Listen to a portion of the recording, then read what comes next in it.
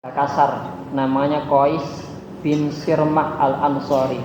Qais bin Sirmah al-Ansori. Kerjanya kerja kasar. Ya. Nah, karena kerja kasar ya, dia pulang menjumpai istrinya, ya, dia nanya sama istrinya, "Gimana deh, ada enggak makanan buat saya buka puasa?" "Waduh, ngapunten Mas, enggak ada. Kalau jenengan mau kerso tak carikan dulu." Ya wis. Sambil nunggu istrinya mencari, lele ketiduran. Ketika istrinya datang bawa makanan, waduh, tidur. Tidak bisa bangunkan. Kalau bangun pun tidak boleh makan. Akhirnya bermalamlah Qais bin Sirmah al-Ansori ini dalam kondisi tidak berbuka. Besoknya lanjut puasa gas. Kerja juga, kerja kasar. Tengah hari pingsan karena nggak kuat. Maka disampaikan kepada Nabi, "Ya Rasulullah, ini kasusnya Qais bin Sirmah al-Ansori, begini pingsan." Ya, maka turunlah surat Al-Baqarah ayat 187. Itu asbabun nuzulnya. Uhilla lakum lailatas siyamir rafathu ila nisaikum, ya. Jadi dihalalkan bagi kamu ketika malam hari, ya, pada bulan suci Ramadan mencampuri istrimu, diperbolehkan makan, diperbolehkan minum. Kalau tadi kan kalau ketika sudah tidur pun mboten angsal, atau setelah isya pun mboten angsal. Dajal kalau umpama itu berlaku buat kita atau pripun, Pak? Uangnya oleh poso iki berat sekali. Nah, inilah. Jadi Allah berikan keringanan pun ganjarannya kathah gitu. Pahalanya banyak. Ibadah kecil bernilai besar. Dari segi pelaksanaan juga sudah ada keringanan. Makanya istimewa. Ya. Dari segi outputnya, produknya bulan suci Ramadan, maka jelas Allah berfirman, ya, ayat yang familiar buat kita, di mana ayat ini menggambarkan tentang tujuan daripada Ramadan. Ramadan itu bisanya diusahakan, dan memang itu tujuan harapannya seperti itu. Ya ayyuhalladzina amanu kutiba alaikumusiyam kama kutiba alal ladzina min qablikum la'allakum tattaqun. Wahai orang-orang yang beriman, telah diwajibkan bagi kalian semua, yaitu berpuasa. Kama kutiba alal ladzina min qablikum, sebagaimana diwajibkan bagi kalian itu berpuasa, sebagaimana telah diwajibkan bagi kalian, ya, puasa itu juga kepada umat-umat sebelum kalian, ya. Jadi puasa Ramadan ini mboten kita tahu, ya. Ya, nah, jadi puasa ini bukan hanya syariatnya kita saja, bukan syariatnya Nabi Muhammad saja, tetapi umat-umat terdahulu juga ada syariat berpuasa. Cuman caranya beda, gitu. Kalau kita puasanya menahan diri dari makan, minum, ya, hubungan badan, semua hal yang membatalkan puasa, tapi ngomong pasti angsal. Ya, tapi kalau umat terdahulu itu plus puasa tidak ngomong. Ya. Kenapa kok begitu? Karena menahan diri agar jangan sampai ucapan ini munculnya ucapan kotor, ucapan-ucapan yang tidak bernilai pahala. Maka diam itu lebih baik. Nah, kalau kita kok sama seperti itu, berat banget, meneng mawon. Jadi kan pernah juga ada hadis menjelaskan seorang sahabat yang dia masuk Islam, ya, dia belum paham, maka saking pengennya dapat kebaikan yang banyak, ya, ketika Nabi Muhammad khutbah, para sahabat yang lain mendengarkan khutbahnya, ya, di dalam masjid, ya, mendapatkan tutupan atap. Ternyata sahabat ini itu berdiri, nggih, mboten makan, mboten minum, mboten ngomong, kepanasan di sana. Jadi dia pengennya dapat kebaikan yang banyak seperti itu. Nah, umat terdahulu juga begitu. Jadi puasanya itu selain tidak makan, tidak minum, ya, hubungan dengan istri, segala yang membatalkan puasa, plus tidak tidak ngomong gitu. Nah, para ulama menjelaskan ada yang menarik dalam ayat itu. Kenapa kok Allah itu perlu menyebutkan kama kutiba 'alal ladzina min qablikum, sebagaimana telah diwajibkan kepada umat sebelum kamu. Kenapa kok pakai disebutkan itu? Kenapa enggak langsung saja, wahai orang-orang yang beriman, telah diwajibkan bagi kamu puasa, mudah-mudahan kamu jadi orang yang bertakwa, itu tujuannya. Kenapa kok pakai disebut sebagaimana diwajibkan kepada umat terdahulu? Karena puasa itu, ya jujur ya, puasa itu adalah sesuatu yang berat. Sesuatu yang berat. Maka sesuatu yang berat itu kalau yang melakukan itu banyak, rasane enteng nggih, nggih. Kalau yang melakukan banyak maka rasane enteng. Jajal jenengan sing mboten biasa poso. Ya, kemudian jajal aku kemarin mari ngaji dijelasno tentang keutamaan Senin Kemis. Lalu ada sahabat sing Senin Kemis saya kurang. Pengen poso, akhirnya dikasih poso Daud. Wis aku tak jajan, mboten nate poso sunnah, langsung ngegas poso Daud. Mboten enten kancane abot napa enteng? Abot. Ya lihat temannya seger, iya, mari tuku es degan. Lihat temannya kok seger, habis makan mie ayam, keroncongan. Mboten nate poso kan sendirian, rasanya berat. Tapi kalau puasanya itu berbarengan, ya toh, seperti Ramadan ngeten iki. Ya, kita tergoda ngombe es degan enak ya. Tetapi ketika kita jalan ternyata bakulnya tutup. Loh kok tutup Pak? Ramadan Pak. Jadi dikondisikan Pak. Dikondisikan. Akhirnya apa? Yang tadinya pengen mokel akhirnya tidak jadi. Akeh bolone, ya toh. Suasananya mendukung, mengkondisikan. Itu yang pertama. Yang kedua, kenapa kok disebutkan sebagaimana umat terdahulu itu juga diwajibkan puasa? Agar kita itu terpacu. Apa terpacunya? Kita melihat bagaimana umat terdahulu berpuasa begitu luar biasa. Bagaimana tekad ibadah mereka ketika berpuasa begitu semangatnya. Maka kita ini umatnya Nabi Muhammad wis akeh bonuse, wis akeh keistimewaane, mosok ibadah kalah.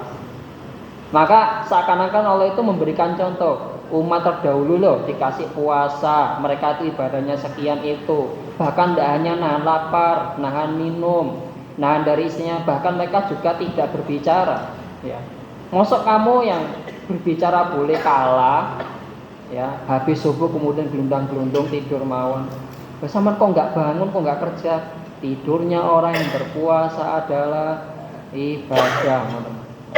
Maka dipacu oleh Allah, kama kutiba alladzina min qablikum. Ya. Itu. Maka kalau napa? Umat Islam menyadari tujuan daripada puasa itu akhirnya adalah menjadi pribadi yang bertakwa, ibadullahil muttaqun, hamba-hamba Allah yang bertakwa, ya, maka tentu hasilnya akan berbeda. Napa contohnya? Ngeten. Kemarin di lini masa ya di media sosial itu ada, entah ini memang tujuannya itu beneran atau test the water Pak. Test the water niku ngetes banyu. Napa ngetes banyu niku? Kula jenengan enten air di sungai atau danau kan tenang. Kemudian kita lempar batu. Kan kemudian ada gelombangnya, ada riaknya. Nah, gelombang riaknya itu kecil apa besar? Kecil apa kemudian melebar? Test the water. Nah, ini kemarin di media sosial itu ada orang, dan komentarnya banyak. Ada orang kemudian berkomentar di statusnya, yang isinya kurang lebih demikian ya, pengen cari jodoh, ya, punya gaji, ya, pengen cari jodoh, gaji saya 3 juta. Nah, dengan semerap. Langsung kolom komentarnya itu penuh Pak. Dan mayoritas komentarnya itu hate speech. Hate speech ini komentar elek. Apa diantaranya? Ngunyah. Ya, zaman saiki urip 3 juta iku ngingoni bojone dipakani opo ngoten lho. Ada semuanya yang mengatakan 3 juta itu untuk piara anjing saya ngoten dan seterusnya ngoten. Ya. Entah ini niatnya memang betulan cari jodoh atau tidak. Kalaupun kemudian niatnya cari jodoh betulan, maka itu menjadi satu renungan bagi kita bahwasanya betapa zaman itu sudah bergeser ya, dan seseorang itu kalau dalam komentar itu dilihat daripada seberapa banyak uangnya. Ya. Orang itu dinilai itu dari bagaimana tampilan fisiknya, dari berapa banyak gelar berjajar di belakang namanya. Koyok-koyok 3 juta itu kurang. Baru bisa hidup kalau berapa? 6, 7, mungkin 10. Itu baru kamu mulai cari jodoh. Seperti itu. Ya. Loh, lihat. Kalau orang kemudian melihat nilai seseorang itu dari casingnya saja, dari nilai materi ya, dari nilai materi, maka itu sekali lagi bukanlah hasil yang diinginkan oleh puasa. Itu bukan ibadul muttaqun ya, bukan ibadullahil muttaqun. Dari segi output juga Ramadan itu mendidik kita, membuat kita agar berpikir ya, agar kita berpikir Ramadan itu tidak lama, 30 hari ya, 29 hari. Maka selepas Ramadan kita berhasil atau tidak. Maka sebagaimana Ramadan yang meninggalkan kita, pendidikan Ramadan yang meninggalkan kita, maka nanti juga kita akan meninggalkan dunia menuju Allah. Nah, meninggalkan dunia menuju Allah itu nanti dalam kondisi bagaimana? Apakah dalam kondisi membawa persaksian yang baik atau justru baliknya? Ya, kalau ada orang meninggal kan Pak Mudine nanggep. Nah, iki kalau pendet persaksian ya, orang niki sae napa mboten? Nah, sae. Jenengan jawab mboten sae, dimusuhi sak kampung. Walaupun kemudian orangnya mboten sae, pasti ngomongnya sae. Persaksian itu penting. Persaksian itu penting. Maka kemudian kita dapati dalam hidup orang itu kemudian berusaha, bersusah payah selama hidup dia membangun reputasi dirinya. Dia membangun nama baik dirinya. Apa tujuannya? Supaya nanti ketika mati dia dikenal sebagai orang baik. Dia membawa nama yang baik, dia mendapatkan persaksian yang baik. Ya. Makanya padahal setiap manusia itu kan punya aib masing-masing. Jangan ngikuti berita yang kemarin ada Epstein file. Ya. Epstein file itu file yang berisi aib ya. Aibnya itu bukan aibnya orang-orang biasa seperti saya, tetapi aibnya atau keburukannya, skandal-skandalnya orang-orang besar, pemimpin-pemimpin negara dan seterusnya. Itu ternyata dibongkar Epstein file. Loh, orang kalau sebelum ada itu dibuka, orang iki api. Ternyata kan dibuka, kemudian orang akan berpikir balik, loh, ternyata selama ini kan kayak reputasi yang dibangun sepanjang hidupnya karena satu file dibuka, karena satu persaksian dibuka, mengatakan sebaliknya, rusaklah dia membangun sepanjang hidupnya. Ya, makanya kalau kula jenengan pirsani nggih, salah satu doa yang dimunajatkan oleh Nabi Ibrahim alaihissalam ya, di dalam surat Asy-Syu'ara ayat 84, nanti jenengan bakal pirsani, itu adalah apa? Agar ketika beliau wafat, beliau menghadap Allah Subhanahu wa taala, beliau itu menjadi buah tutur yang baik gitu. Waj'al li lisana sidqin fil akhirin. Ya Allah, jadikanlah aku ini lisana sidqin sebagai buah tutur. Kalau dijadikan bahan perbincangan, kalau dijadikan pembicaraan, kalau dijadikan topik, itu lisana sidqin fil akhirin adalah buah tutur yang baik adalah meninggalkan kesan yang baik, membawa persaksian yang baik. Ya. Kalau kita selama hidup, ya masih hidup ini, kemudian ada orang datang, ya kita mau taruhlah kita terkenal sebagai tokoh masyarakat, kita orang baik, kita rutin di masjid, kita punya satu kesalahan yang kita tutupi, nggak ada orang yang tahu. Ternyata kemudian pas kita sholat, tiba-tiba kemudian ada orang berdiri, wahai jamaah, saya bersaksi bahwasanya saya punya aib buruknya si A itu. Sama ngerti ya si A itu sing biasanya sholat sampai samian sing ini. Ternyata dia itu buruk. Saya ada saksinya, saya punya fotonya. Gajal pripun. Kalau kita masih hidup, kita masih bisa mengklarifikasi. Kita masih hidup, kita bisa menutupi. Kalau kita punya salah, kita bisa meminta ridho sehingga aib itu selesai. Tapi kalau sudah meninggal, sakit. Ya, makanya Nabi Ibrahim berdoa, dan ini tentu harapan kita semua gitu. Hidup dikenal sebagai orang baik, meninggal juga dikenal sebagai orang baik. Waj'al li lisana sidqin fil akhirin. Ya Allah, jadikanlah aku sebagai buah tutur yang baik di kalangan orang-orang yang datang kemudian. Sehingga ketika aku meninggal dunia, segenerasiku mengatakan aku orang baik. Segenerasiku sudah meninggal dunia, nanti bahwa aku juga mengenang aku sebagai orang yang baik. Meninggal dunia semuanya, generasi berikutnya mengenang aku juga sebagai orang yang baik. Para ulama ketika menjelaskan lisana sidqin itu tafsirannya ada 3. Apa yang dimaksud dengan lisana sidqin? Yang pertama, lisana sidqin adalah kesaksian yang baik dari orang lain di dunia dan di akhirat. Kayak tadi itu Pak, ketika meninggal dunia, kemudian Pak Mudinnya, Imam Mudinnya, ya, Imam Mudinnya menanyakan niki sae napa mboten.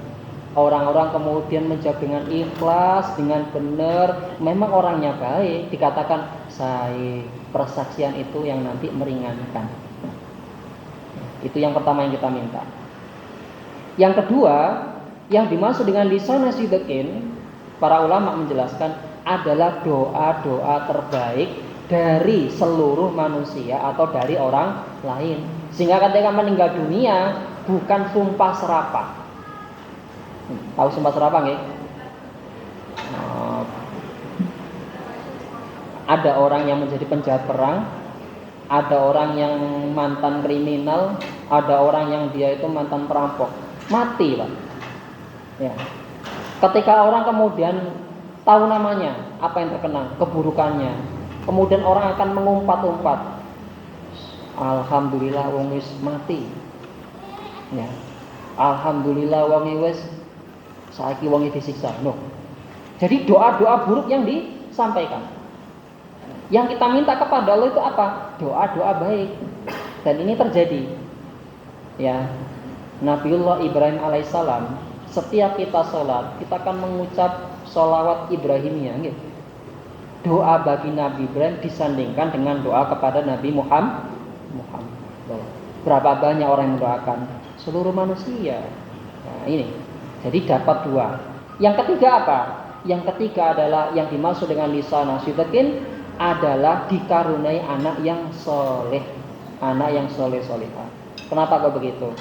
Anak kula jenengan kalau dia soleh, kalau dia solehah, kita meninggal dunia, hadirnya dia ikut mengangkat nama baik kita. Begitu pula sebaliknya, kalau kemudian kita punya anak, naudzubillah, kok mboten soleh nggih, nawakal, di mana dia bertempat membuat onar, di mana dia ketemu orang membuat masalah, wis pokoknya ya, naudzubillah. Maka ketika kita meninggal dunia, dia kena masalah, terus ada masalah, mesti kecatut Pak. Iku omah endi? Anake sapa? Biyen kata di sekolah Pak. Biyen kata dijak ngaji Pak. Loh Pak, orang tuanya kecatut. Nah itu ya, itu yang diminta oleh Nabi Ibrahim alaihissalam. Lisana sidqin tafsirannya 3. Yang pertama tadi apa? Persaksian orang lain. Yang kedua adalah doa-doa yang baik. Yang ketiga ada dikaruniai anak yang soleh. Ya.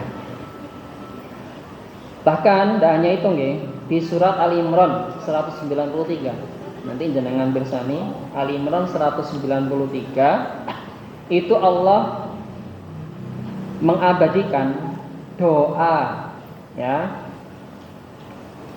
seorang hamba yang soleh, yang itu juga patut untuk kita minta dalam rangka apa? Agar ketika kita meninggal dunia kita punya aib tidak dibongkar. Kita meninggal dunia kita selamat daripada kesalahan kita. Cukup kita dengan Allah yang tahu.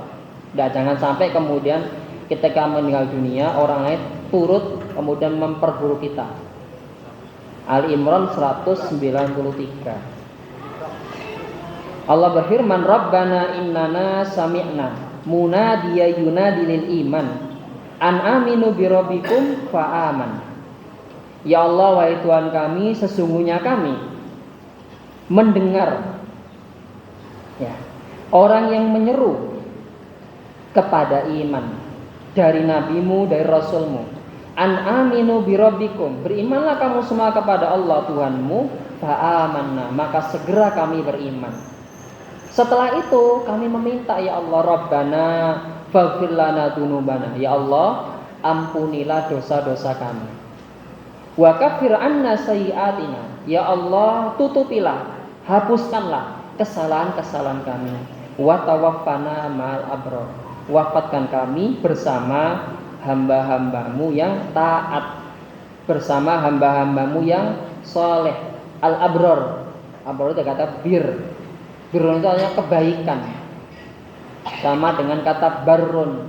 Barun itu artinya daratan. Barun daratan, birrun kebaikan.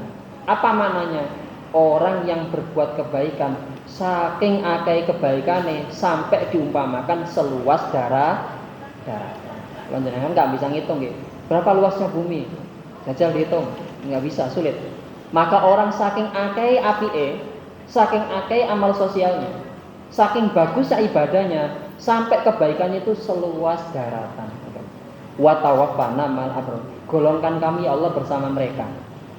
Nah, para ulama ketika menjelaskan ayat ini ya, Ali Imran 193 mengaitkan dengan tadi itu permintaan agar ketika kita mati aib kita enggak terbongkar, aib kita enggak terungkap, cukuplah kita dengan Allah.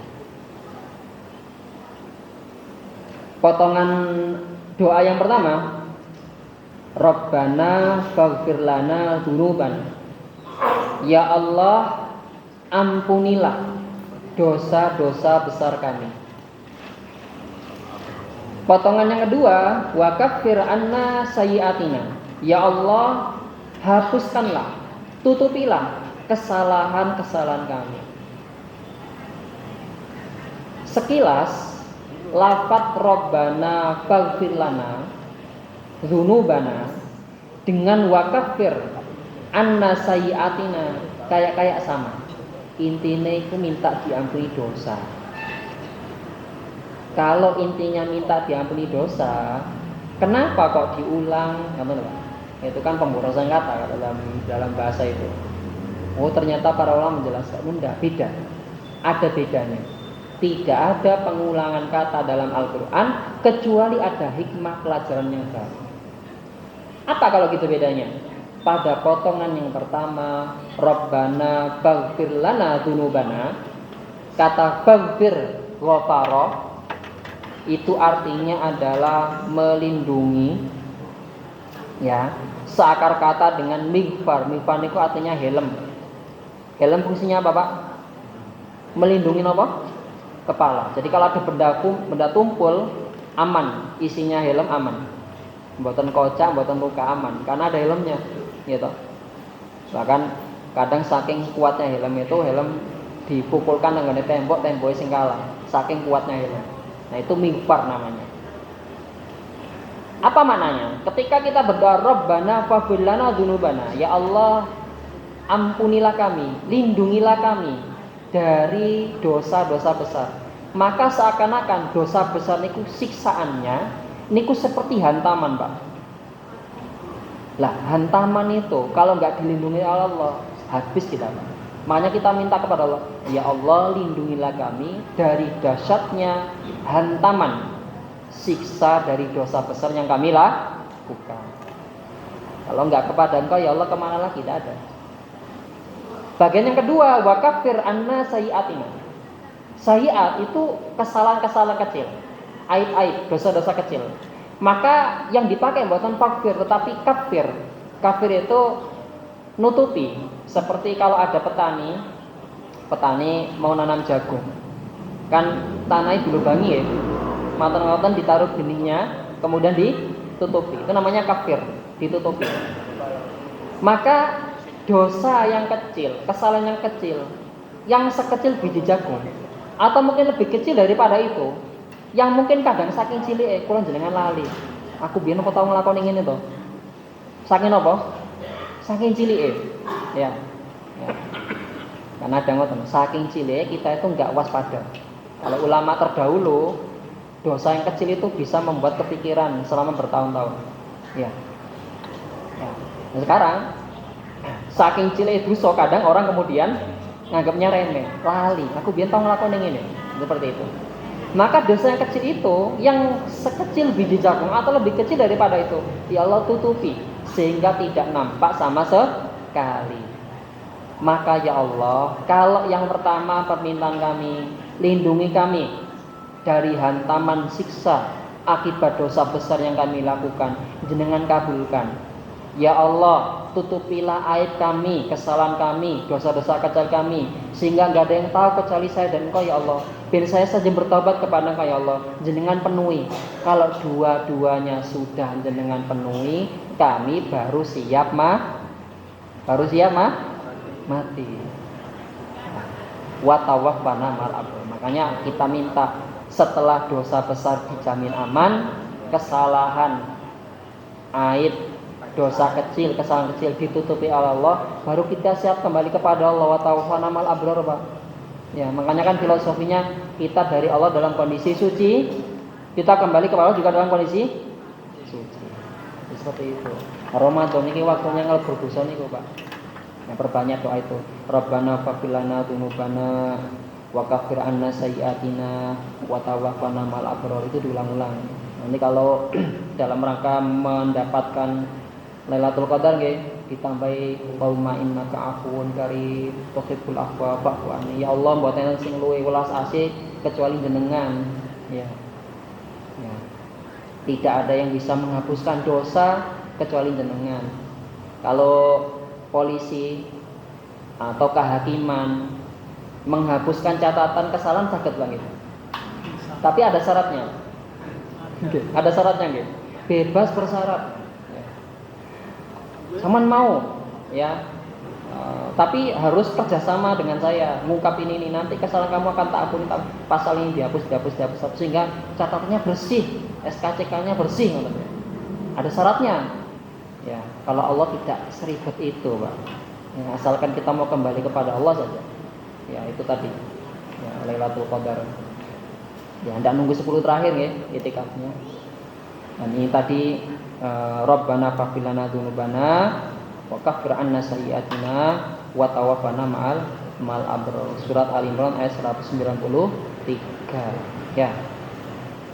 Sebagai pelengkap, Nabi Muhammad mengatakan, man satara, siapa yang dia menutupi aib ala muslimin, muslim yang lain, fid dunya, ketika di dunia, satarallahu alaihi fid dunya wal akhirah, maka Allah akan menutup aibnya di dunia dan di akhirat. Jadi selain kita minta dalam bentuk doa kepada Allah aib kita tertutup, maka amalan yang juga menjaga agar aib kita tidak terbongkar apa? Kita nutupi aib orang lain. Ya. Kisah penutup ya, ada seorang ulama ahli sufi namanya Ahmad bin Mahdi. Ahmad bin Mahdi ini seorang ulama, seorang sufi, seorang dermawan. Suatu saat didatangi oleh seorang perempuan berasal dari Baghdad. Dia setelah menjelaskan asal usulnya, lalu kemudian mengatakan, ya bahwasanya saya ini mendapatkan satu musibah, saya melakukan satu kesalahan besar. Apa itu? Saya ini dalam kondisi hamil dan saya mengaku kepada orang ini kalau jenengan ini suami saya. Gajal. Ada orang perempuan datang ke jenengan kemudian bilang, "Sepunten nggih, kula niki sakjane kula nggih wisin. Saya tahu itu saya melakukan kesalahan. Tapi saya itu takut dicela, saya takut dicerca, ya. Akhirnya saya berbohong. Mengaku-ngaku kalau jenengan suami saya ini janin, ya, itu adalah hasil dari jenengan. Ya, kula jenengan nggih mboten trima, Pak. Ya. Tapi ulama ini kemudian ya, terus bagaimana? Mohon jenengan berkenan menutupi aib saya. Semoga Allah juga menutupi aib jenengan. Ya, akhirnya pulanglah perempuan itu, ya. Kemudian terdengar kabar bahwasanya perempuan itu melahirkan. Kepala desa dengan orang-orang desa datang mengucapkan selamat. Maka ulama tadi juga menampakkan wajah senang. Kaya niku memang apa? Anaknya. Selamat nggih, selamat. Oh ya. Maka kemudian ulama tadi masuk ke rumahnya membawa uang 2 dinar. Pak, kepala desa saya nitip. Ini kasihkan kepada anaknya itu sebagai bentuk tali asih saya. Ya, karena saya ini sudah lama pegatan kali perempuan tadi. Ya, makanya pulang tiap bulan dikasih itu sampai 2 tahun kepala desa tidak datang, yang datang perempuannya sambil membawa uang tadi itu. Ya, wahai ulama, ya, wah niki saya kasihkan, saya kembalikan, saya mengucapkan terima kasih, ya. Dan ini sebagai bentuk saya melakukan kesalahan, ya, saya kembalikan. Maka kemudian ulama tadi itu ya mengatakan bahwasanya ini ambillah, anggap saja ini adalah tali asih saya bagi si anak itu. Dan karena engkau sudah merawatnya, walaupun Allah ambil, dia meninggal dunia, maka ini menjadi milikmu. Man satara ala muslimin fid dunya satarallahu alaihi fid dunya wal akhirah. Bapak Ibu jamaah pengawasan rahimakumullah, semoga bulan suci Ramadan ini bisa menempa kita, ya, mendidik kita sehingga kita betul-betul lahir daripada bulan suci Ramadan menjadi pribadi yang bertakwa, pribadi yang semakin giat ibadahnya, pribadi yang memiliki sifat memaafkan kesalahan orang lain, menutupi aib orang lain, karena demikian itulah diantara sifat orang-orang yang bertakwa.